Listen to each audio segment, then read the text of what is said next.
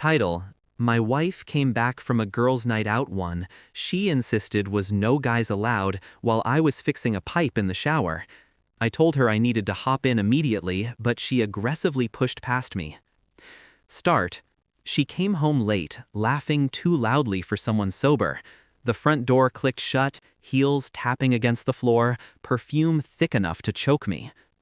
I was under the sink, tightening the last bolt of a leaky pipe.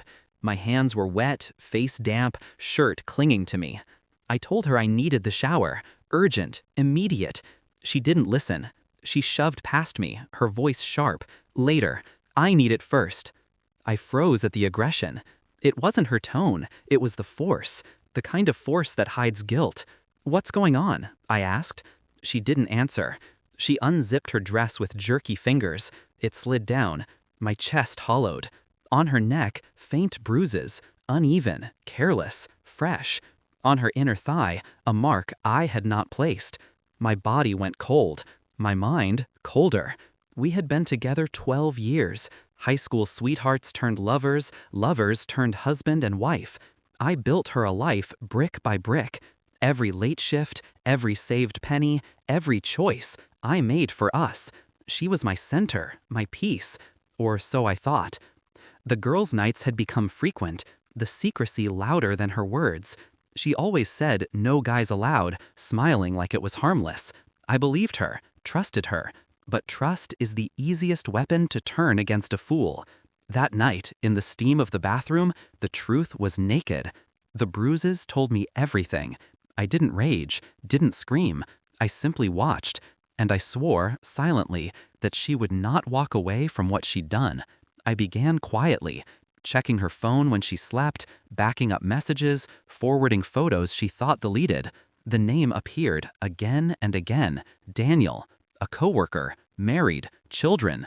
Her messages were reckless, giddy, desperate, raw. Words she hadn't spoken to me in years.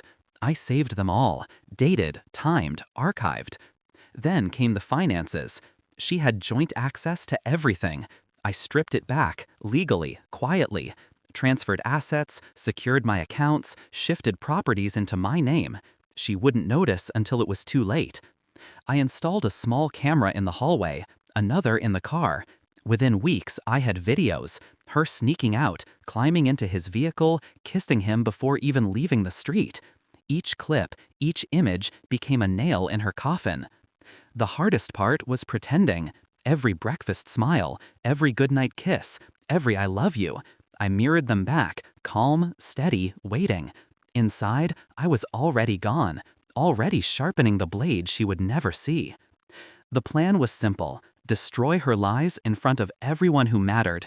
Not in private, not with quiet accusations she could twist. No, she needed to drown in her own deceit. I waited until our anniversary. A dinner with family and friends, reservations set weeks in advance. She thought it was her night. She dressed for the part, red dress, hair curled, eyes gleaming with vanity. I toasted her, lifted my glass, spoke of love, of years spent together, of gratitude. She blushed, basked in the attention. Then I connected my phone to the screen in the restaurant and pressed play. First, the messages. Her words to Daniel, vile and lust-drunk. Laughter echoed, then silence. Faces around the table stiffened. Then the videos. Her slipping into his car, their mouths colliding, their hands everywhere. She dropped her fork. The color drained from her. "Stop," she whispered. "Please." I didn't. Her parents saw, my parents saw, our friends saw. Every mask she'd worn shattered in that moment. Finally, I ended the reel with a statement. All evidence has been submitted to both divorce court and Daniel's wife. Her body shook. Tears blurred her makeup into black rivers. I stood, calm, certain. "Happy anniversary," I said, and walked out. The aftermath was surgical. Her family cut ties. Her friends vanished. Daniel's wife filed for divorce the same week. He lost his job, his house, his custody. She tried to fight me in court, but the evidence was overwhelming. She walked away with nothing. No house, no car, no savings. I left her with the same emptiness she left me with. Sometimes I still hear her voice in my head, crying, begging, bargaining, but it doesn't move me. The woman I loved died the moment she betrayed me. What remained was just a shell, one I had to bury. And I did, piece by piece, with precision. Now, when I look in the mirror, I don't see a broken man. I see a man who refused to be played, who turned betrayal into justice. She thought I was blind. She thought I was weak. She forgot I fix things. Pipes, houses, futures. And when something is beyond repair, I tear it out and I never look back.